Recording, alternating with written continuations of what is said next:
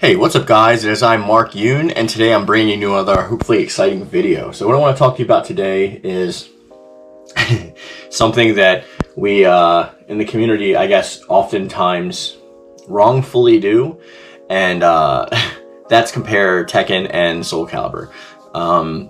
This happens a lot, especially in my comment section, not so much on the Discord, because usually on the Discord we're all about all on the same page, but in the comment section I always get like an influx of new watchers or people who may haven't seen all my videos or all my content. And I mean, I don't know how you could, there's like 700 videos on there, but a lot of like some people, they come in with this notion of if Tekken can do it, then SoulCalibur should be able to do it as well. And that is like a complete like non-starter. Like it's just like not even viable to talk about. The first reason we're going to talk about obviously is that SoulCalibur 6, like as well as it sold for what it is, was recorded at selling over 2 million copies. Tekken just passed 10 million copies like not that long ago. So literally I think all of the SoulCalibur games combined is like maybe 12 million copies, and Tekken almost beat that with one game. Now it's true that Tekken 7 is the highest selling of the Tekken games. There's a couple of the other Tekken games that like are pretty comparable when it comes to SoulCalibur. Specifically like Tekken 1, I think did like 1.5 million sales or possibly 2. And I think Tekken Tag 1 also did like 2 million sales, but I don't think that includes the HD version that was released on PS3 called Tekken Hybrid. So I'd be interested to see both of those combined. I couldn't find much information based on that, but yeah, I mean the biggest reason is like we're gonna talk about financials because that's what we always do, right? So like Tekken is allowed to have whatever guests they pretty much want, because like they have the money and they have the budget to be able to go after whatever license they want. SoulCalibur is not so lucky, which is why they primarily only stick to main protagonists of like a gaming series, and usually those series are not as well known as some of the guests you use on Tekken. You'll notice that.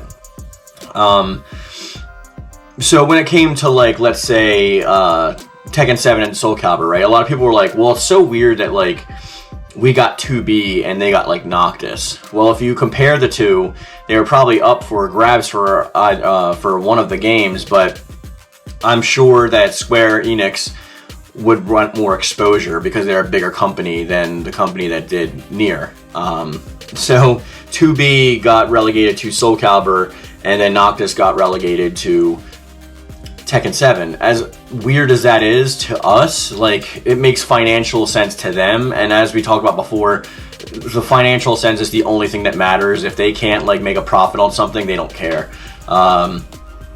I mean, I'm sure the developers care themselves, but the investors and the publisher, they certainly don't care. Like, it's based primarily on how much, like, ROI or return on investment they can receive for their product. So, they are, like, SoulCalibur, I have trouble saying that SoulCalibur is niche, and maybe I'll make a whole video on that itself. But within the fighting game space, it doesn't come across many lips, which is pretty strange, because like it's one of the older series and like it does fairly well with the exception of like 5 sales, but like I don't know, it's really hard to call it niche. I guess I have to, but I still think it sells better than games like Samurai Showdown and stuff like that. I need to see the numbers for Guilty Gear too. I think Strive sold pretty well, but before this one, like going from like Zard or Zard Revelator or Revelator 2. I gotta see like the sales numbers for those. I should have looked them up first, but I'm not sure like how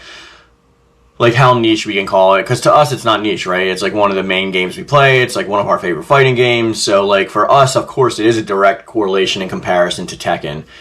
Another reason that like people make this comparison a lot is like similarities between characters, like Yoshimitsu.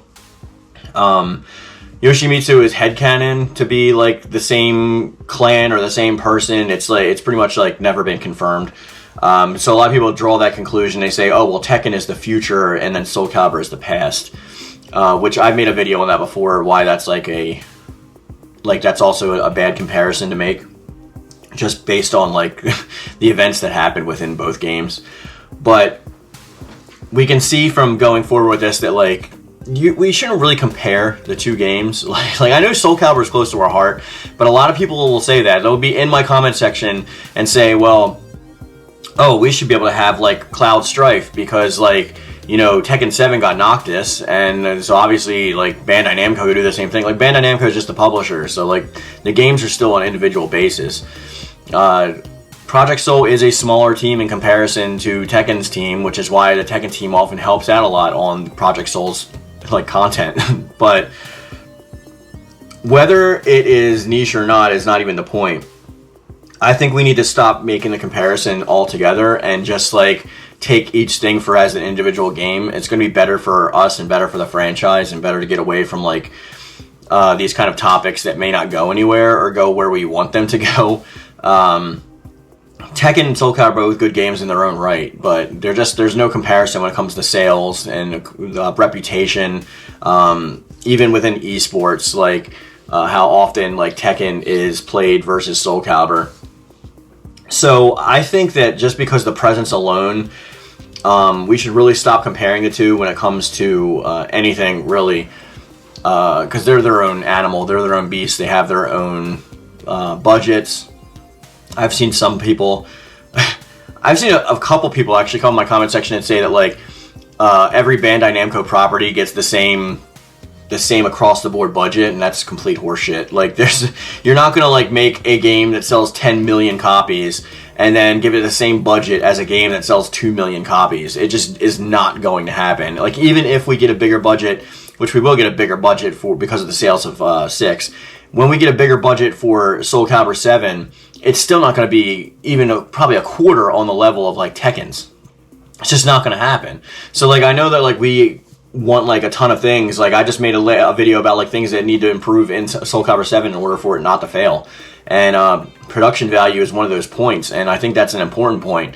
But we still shouldn't expect like every scene to be like animated and like every character dialogue line choice to be voiced, because there's a lot of dialogue in SoulCalibur as compared to other fighting games. It's very, very, very lore and story heavy.